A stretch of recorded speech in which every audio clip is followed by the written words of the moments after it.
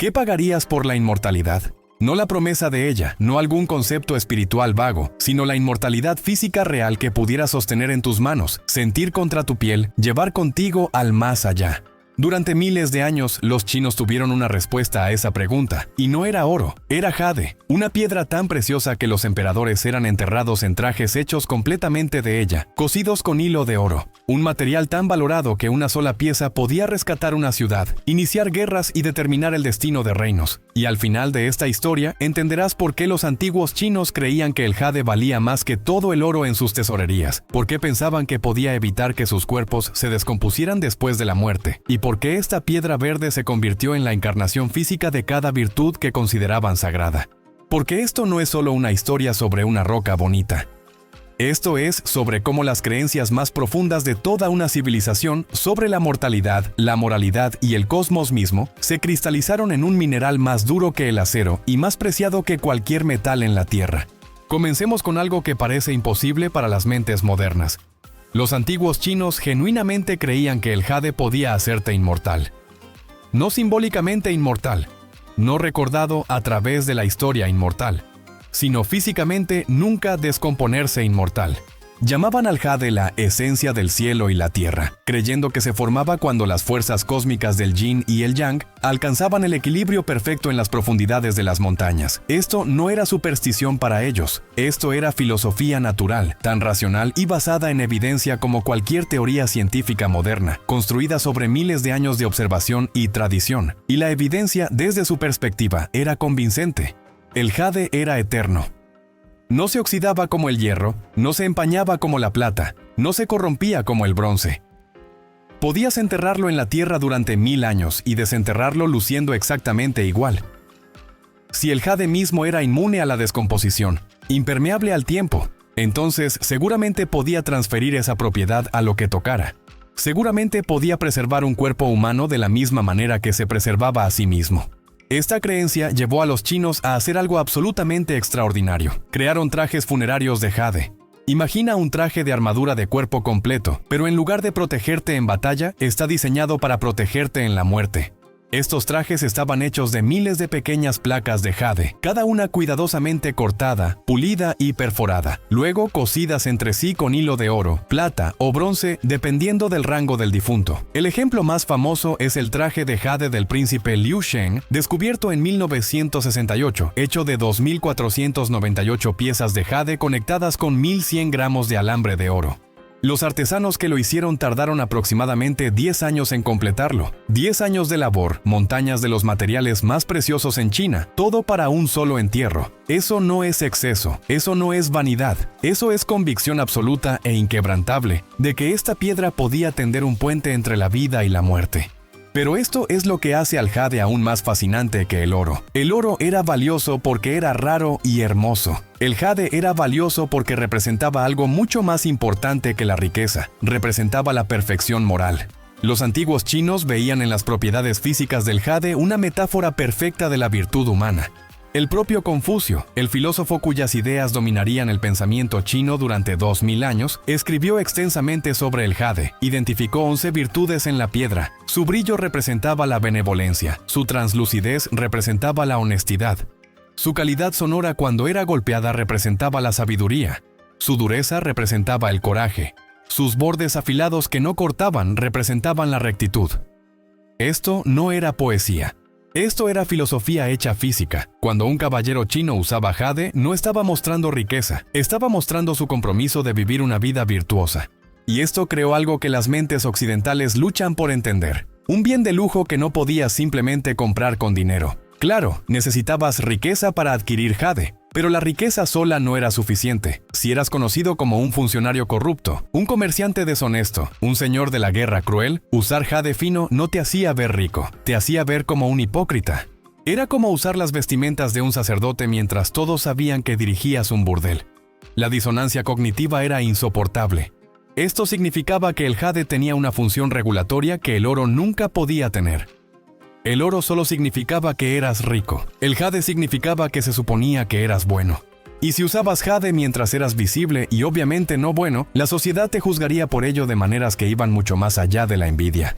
Esta dimensión moral del jade creó algunas de las historias más famosas en la historia china. La más celebrada es el cuento de Bian He, un hombre que encontró una pieza de jade crudo tan perfecta que se volvería legendaria. La llevó al rey de Chu, afirmando que era el jade más fino jamás descubierto. Los joyeros del rey, mirando la piedra áspera y sin pulir, la declararon sin valor y acusaron a Bian He de intentar engañar al monarca. Como castigo, le cortaron el pie izquierdo. Años después, con un nuevo rey en el trono, Bian He lo intentó de nuevo. Los nuevos joyeros hicieron la misma evaluación. Le cortaron el pie derecho. Finalmente, con un tercer rey gobernando, Bian He se sentó al pie de una montaña, sosteniendo su piedra, llorando. Cuando el rey escuchó sobre este hombre llorando sobre una roca, envió a alguien a investigar.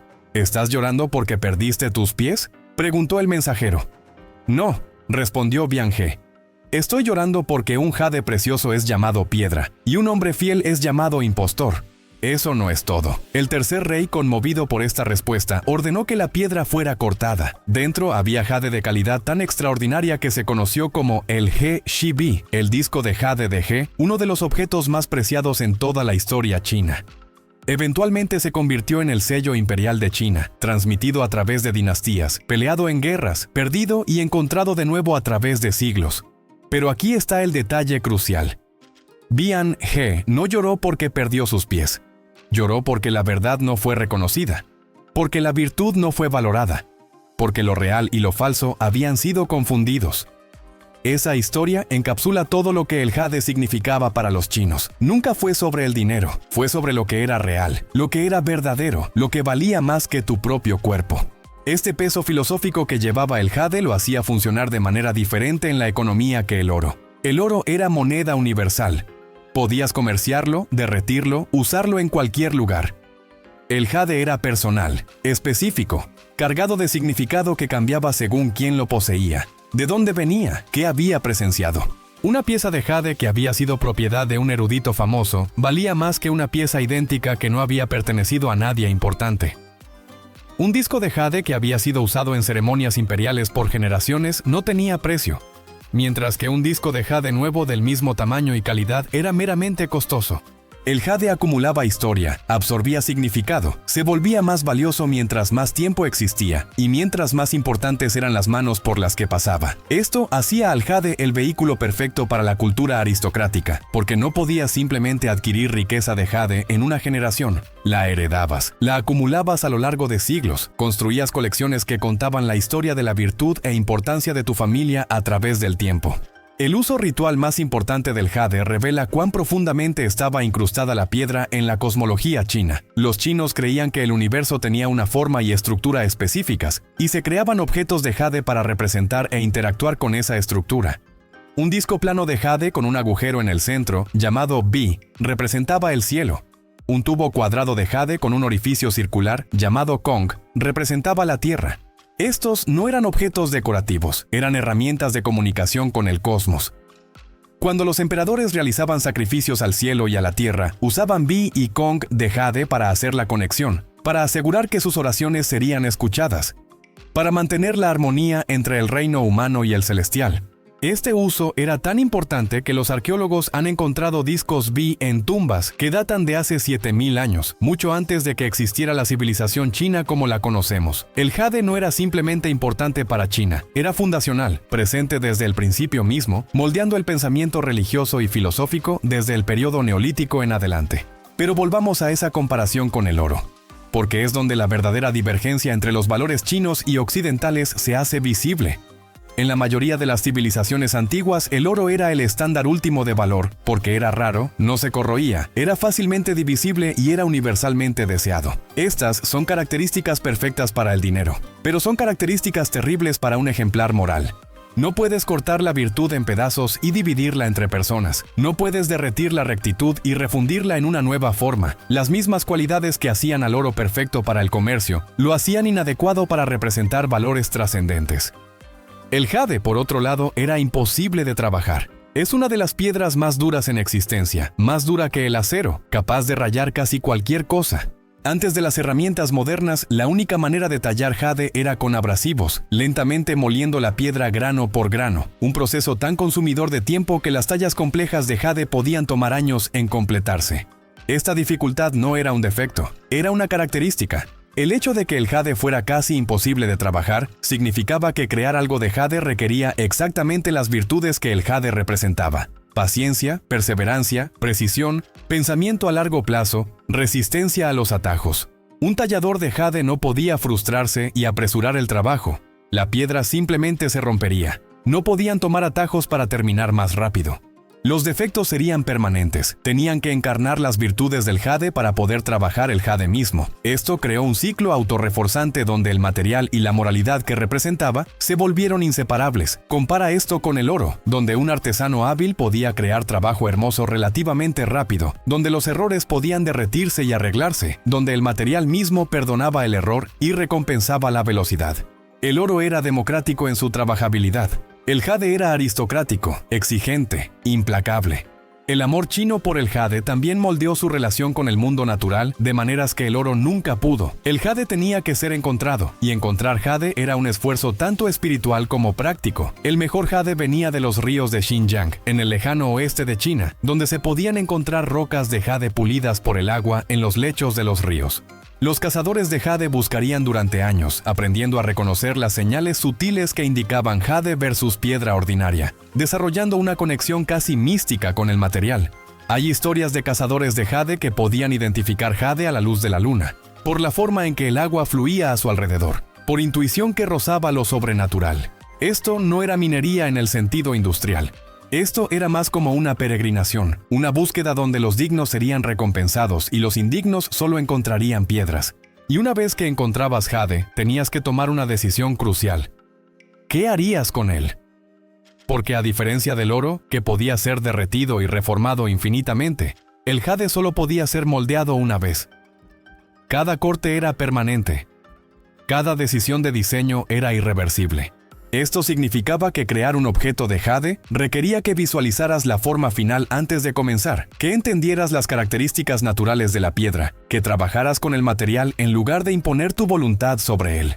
Los mejores talladores de jade eran aquellos que podían ver el objeto ya existiendo dentro de la piedra áspera y simplemente revelarlo, cortando solo lo necesario, preservando tanto del jade natural como fuera posible. Esta filosofía de trabajar con la naturaleza en lugar de dominarla, de revelar cualidades inherentes en lugar de imponer forma externa, se volvió fundamental para la estética china de maneras que influenciaron la poesía, la pintura, el diseño de jardines y la filosofía misma. Nadie podía haber esperado lo que vendría después en la historia del jade. Durante la dinastía Han, hace aproximadamente 2000 años, la asociación del jade con la inmortalidad alcanzó su punto máximo absoluto. El emperador Wu de Han se obsesionó con lograr la inmortalidad física, y el jade jugó un papel central en su búsqueda. Consumía polvo de jade mezclado con agua de rocío, creyendo que purificaría su cuerpo y extendería su vida. Usaba amuletos de jade constantemente, pensando que lo protegerían de la enfermedad y la descomposición. Y cuando murió, a pesar de todas sus precauciones, su obsesión con el jade alcanzó su conclusión lógica. Fue enterrado en un traje completo de jade, cada pulgada de su cuerpo cubierta en la piedra imperecedera, cosida con hilo de oro, en una tumba llena de objetos de jade destinados a preservarlo para la eternidad. No funcionó, por supuesto. Su cuerpo se descompuso como cualquier otro, pero la creencia persistió, porque la alternativa era demasiado terrible de aceptar. Esto fue solo el comienzo, porque el fracaso del jade en realmente prevenir la descomposición no disminuyó su valor, si algo lo incrementó. Cuando emperadores posteriores abrieron tumbas antiguas y encontraron el jade perfectamente preservado, mientras los cuerpos se habían convertido en polvo, no concluyeron que el jade había fallado. Concluyeron que los cuerpos no habían tenido suficiente jade, o el tipo correcto de jade, o que los rituales de entierro no habían sido realizados correctamente. Este es el poder de la creencia cuando está profundamente incrustada en la cultura. La evidencia contraria no refuta la creencia, solo muestra que la creencia no fue aplicada apropiadamente. Y así la demanda de jade continuó, y los precios subieron, y la piedra se volvió más preciosa con cada dinastía que pasaba, no a pesar de su fracaso en entregar inmortalidad, sino porque ese fracaso solo probaba cuán rara y especial era la verdadera inmortalidad, cuánto más jade se necesitaría para lograrla. Pero hay algo más que hacía al jade más precioso que el oro, algo que aún no hemos tocado. El jade podía contar historias que el oro nunca pudo. Una moneda de oro de una dinastía se ve esencialmente como una moneda de oro de cualquier otra dinastía. El oro es oro, valioso precisamente porque es uniforme, estandarizado, intercambiable. Pero cada pieza de jade es única. El color varía de blanco puro a verde profundo, a marrón a casi negro, dependiendo de los minerales presentes en la piedra. La translucidez cambia, la textura se desplaza, la estructura interna crea patrones que nunca se repiten. Esto significaba que los objetos de jade eran reconocibles, memorables, individuales de maneras que los objetos de oro no eran. Cuando los registros históricos mencionan un disco específico de jade, a veces podemos identificar el objeto exacto que están describiendo, incluso miles de años después, porque sus características únicas fueron registradas y preservadas. Intenta hacer eso con oro. Esta singularidad hacía al jade perfecto para otra función que el oro nunca podía servir, como prueba de identidad y autoridad. El sello imperial de jade, tallado del He Shibi que Bian He había descubierto al costo de sus pies, se convirtió en el símbolo último del gobierno legítimo en China. Quien poseyera el sello era el emperador legítimo. No quien tuviera más oro, no quien comandara el ejército más grande, no quien tuviera el linaje noble, sino quien sostuviera esa pieza específica de jade. Esto llevó a algunos de los momentos más dramáticos en la historia china. Mientras el sello era peleado, robado, escondido, recuperado, perdido de nuevo a través de 15 siglos. En un punto cayó en un pozo y tomó meses recuperarlo.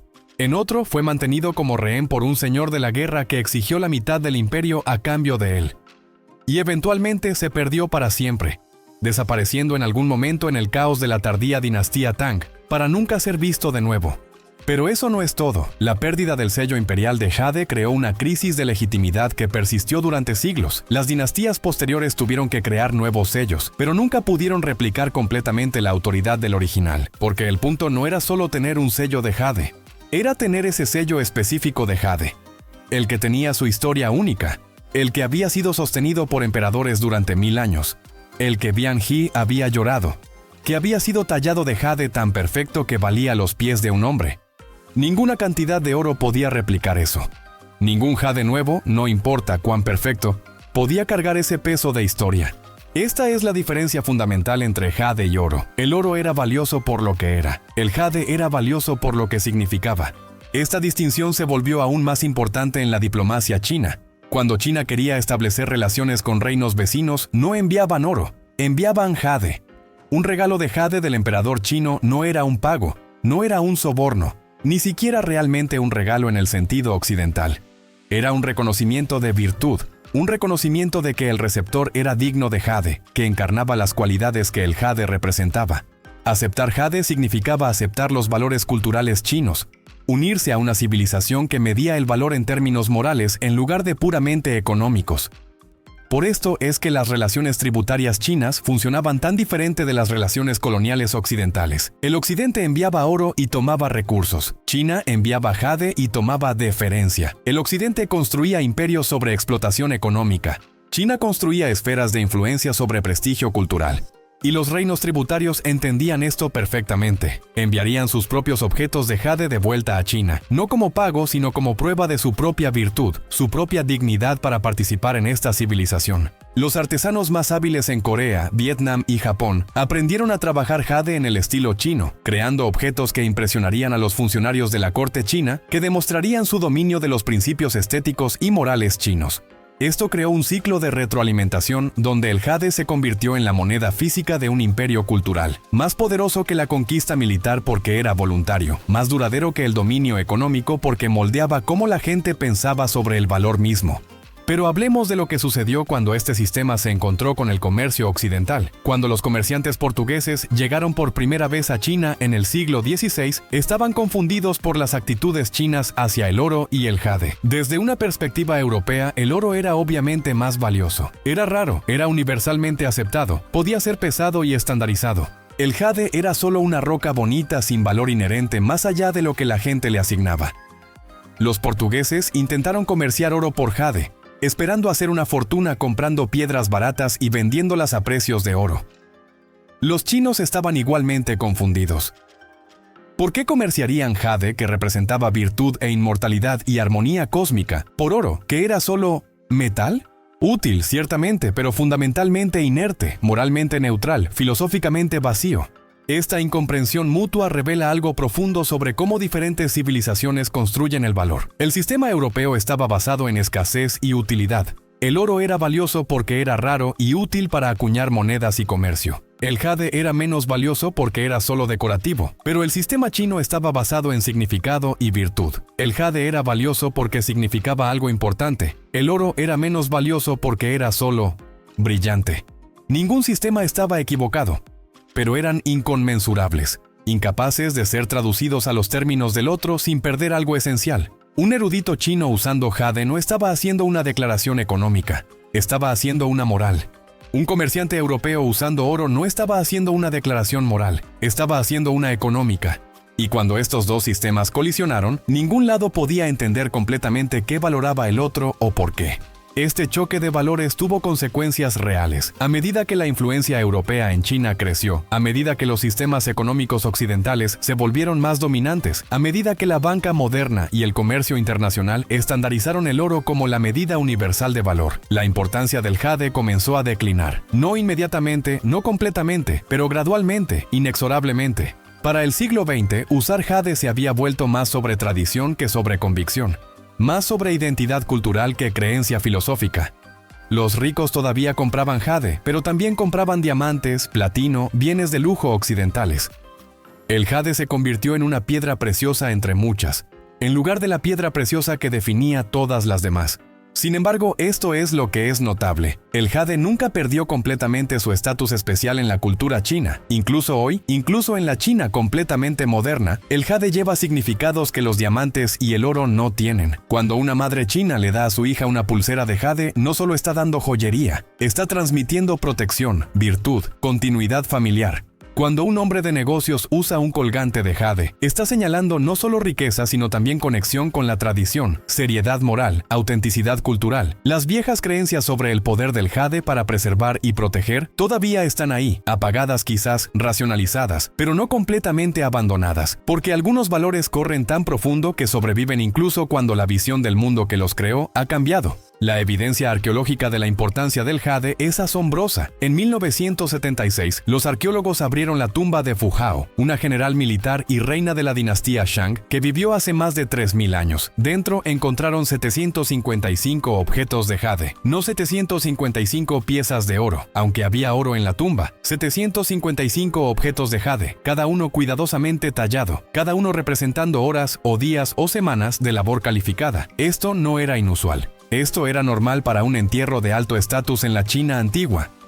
La pura cantidad de jade en estas tumbas, la increíble habilidad requerida para crearlo, los recursos dedicados a adquirirlo y trabajarlo, todos testifican un sistema de valores donde el jade no era solo costoso, era esencial.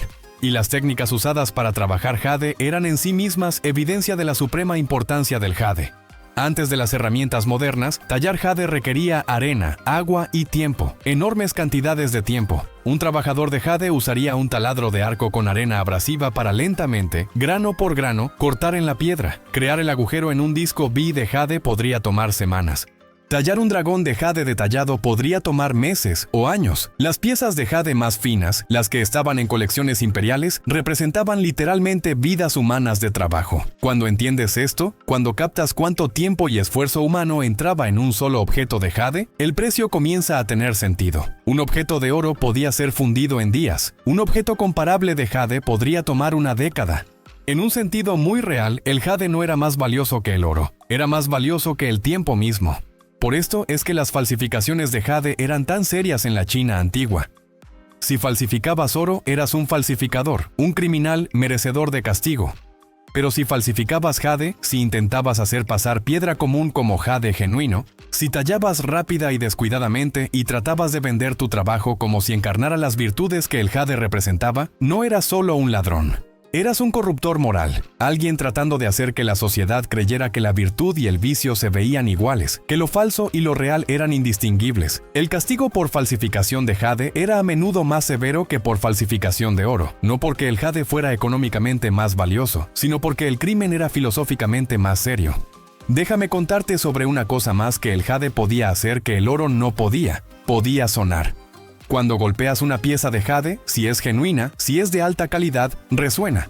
Un tono puro, claro, resonante que puede durar segundos. Los músicos chinos antiguos crearon campanas de jade, instrumentos hechos de piezas de jade cuidadosamente afinadas que producían música diferente a cualquier otra cosa en el mundo. Estos no eran solo instrumentos musicales, eran instrumentos cósmicos, destinados a producir sonidos que resonaban con las frecuencias fundamentales del universo, que traían el reino humano en armonía con el celestial. El oro no puede hacer esto. Golpea oro y suena sordo, apagado y muerto, pero el jade canta. Esta calidad sónica del jade se convirtió en otra forma de autenticarlo, otra propiedad que lo vinculaba con la perfección cósmica. Los mejores trabajadores de jade desarrollaron un oído tan refinado que podían identificar la calidad del jade solo por el sonido. Podían oír en el anillo del jade golpeado si tenía defectos. ¿Dónde estaban los defectos? ¿Cómo debería ser tallado para evitarlos? Esto era más que habilidad. Era una sensibilidad casi sobrenatural, desarrollada a través de décadas de escuchar piedras cantar, aprendiendo su lenguaje, entendiendo su naturaleza. Y este conocimiento no podía ser escrito, no podía ser enseñado desde libros, solo podía ser transmitido de maestro a aprendiz, a través de años de aprendizaje, creando linajes de trabajadores de jade cuyo conocimiento era en sí más precioso que el oro. La filosofía detrás del valor del jade quizás se expresa mejor en el concepto del jade del caballero. En el pensamiento confuciano, el hombre ideal, el junzi o caballero, debería ser como el jade, hermoso pero no ostentoso, duro pero no frágil, valioso pero no común, natural pero refinado. Esto no era una metáfora sugiriendo que los caballeros eran similares al jade, era una declaración de ontología moral. Los caballeros y el jade compartían la misma naturaleza esencial, encarnaban las mismas virtudes, existían en la misma relación con el orden cósmico. Usar jade era aspirar a estas cualidades, comprometerte públicamente a encarnarlas, invitar al juicio basado en cuán bien vivías a la altura de la piedra que usabas. Esto creó una enorme presión social. Si eras lo suficientemente rico para permitirte jade pero tu comportamiento era corrupto, la gente no pensaba, qué pena que esa persona corrupta tiene jade bonito. Pensaban, qué hipócrita, reclamando las virtudes del jade mientras vive lo opuesto al jade. El jade mismo se convertía en una acusación, un recordatorio constante de tus fracasos morales. Por esto es que algunos funcionarios chinos, cuando sabían que estaban a punto de ser arrestados por corrupción, se quitaban su jade primero. No porque el jade sería confiscado, toda su propiedad sería confiscada, sino porque ser arrestado mientras usabas jade era agregar hipocresía a sus crímenes, haciendo su caída de la gracia aún más completa. Ahora compara esto con el oro. El oro no tiene dimensión moral. Un funcionario corrupto usando oro es solo un funcionario corrupto que resulta ser rico. El oro no lo juzga. La sociedad podría juzgarlo por su corrupción, pero el oro es neutral, no involucrado. Esta neutralidad moral es precisamente lo que hace al oro perfecto para el comercio y terrible para la construcción del carácter. No puedes avergonzar a alguien hacia la virtud señalando su oro, pero podías avergonzarlos señalando su jade. Porque usar jade era hacer una afirmación sobre quién eras. Y si esa afirmación era falsa, el jade mismo se convertía en evidencia de tu deshonestidad. Abordemos un último aspecto de por qué el jade era más precioso que el oro: su papel en la medicina. La medicina tradicional china sostenía que el jade, cuando se usaba contra la piel, podía regular los humores corporales, calmar la mente, extender la vida y prevenir enfermedades. Se creía que las almohadas de jade enfriaban los pensamientos calientes y mejoraban el sueño. Los rodillos de jade usados en la cara se pensaba que preservaban la juventud y la belleza. Se creía que el polvo de jade consumido en pequeñas cantidades fortalecía los huesos y purificaba la sangre. Ahora, desde una perspectiva médica moderna, nada de esto funciona. El jade no tiene propiedades farmacológicas, pero aquí está la cosa. La creencia de que funcionaba era en sí misma terapéuticamente valiosa. Si creías que el jade te haría más saludable, cuidabas mejor tu jade, lo mantenías limpio, lo usabas consistentemente. Esto creaba rituales de autocuidado, momentos de atención plena, prácticas diarias que, independientemente del jade mismo, probablemente mejoraban la salud y la longevidad. El efecto placebo es real, y el jade era quizás el placebo más poderoso en la cultura china. El oro no tenía tales asociaciones médicas. No usabas oro para mejorar tu salud. Lo usabas para mostrar riqueza. Y la riqueza, aunque agradable, no te hace sentir moralmente mejor. No crea rituales diarios de virtud. No te da un marco para la automejora. El jade hacía todas estas cosas. Esto hacía al jade valioso de maneras que trascendían la economía, que que tocaban la psicología, la identidad, el significado, el propósito, todas las cosas que los humanos realmente necesitan pero no pueden comprar con mero dinero. Así que aquí estamos, al final de este viaje a través del jade y el oro, a través de los valores chinos y los valores occidentales, a través de creencias sobre la mortalidad y la moralidad, y lo que hace que la vida valga la pena vivirla. ¿Y qué hemos aprendido? Hemos aprendido que el jade era más precioso que el oro en la China antigua, no porque fuera más raro o más hermoso o más útil, sino porque significaba más. Representaba inmortalidad, virtud, armonía cósmica, verdad, tradición, continuidad, identidad. Era difícil de encontrar, más difícil de trabajar, imposible de falsificar convincentemente. Acumulaba historia, contaba historias, llevaba significados que cambiaban según quién lo poseía y por qué. No podía ser derretido y reformado. No podía ser estandarizado o mercantilizado completamente. Resistía los mismos procesos que hacían al oro perfecto para el comercio. Y quizás lo más importante, el jade exigía algo de su dueño que el oro nunca hizo. Exigía que estuvieras a su altura. El oro solo exigía que tuvieras dinero. El jade exigía que tuvieras carácter. El oro era pasivo, inerte, moralmente neutral. El jade era activo, juzgando, exigente.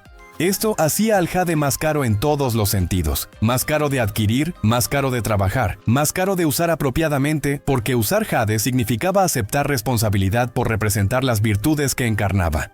Cuando preguntamos por qué el jade era más precioso que el oro, realmente estamos preguntando qué valoraba la civilización china por encima de todo. Y la respuesta es clara. Valoraban el significado sobre el dinero, la virtud sobre la riqueza, lo espiritual sobre lo material, lo eterno sobre lo temporal. Construyeron un sistema de valores completo alrededor de una piedra que era casi imposible de trabajar, que no podía usarse como moneda, que no tenía función práctica más allá de la belleza y el simbolismo. Y sostuvieron ese sistema de valores durante miles de años, a través de dinastías e invasiones y cambios culturales, porque el jade representaba algo que el oro nunca pudo, la posibilidad de que la virtud humana pudiera ser tan eterna, tan hermosa, tan imperecedera como la piedra misma. Por eso el jade valía más que el oro, no porque la economía tuviera sentido, sino porque los valores sí lo tenían. Y al entender esto, entendemos algo crucial sobre la diferencia entre precio y valor, entre lo que las cosas cuestan y lo que significan, entre el valor de intercambio temporal que los mercados crean y el valor cultural permanente que las civilizaciones construyen.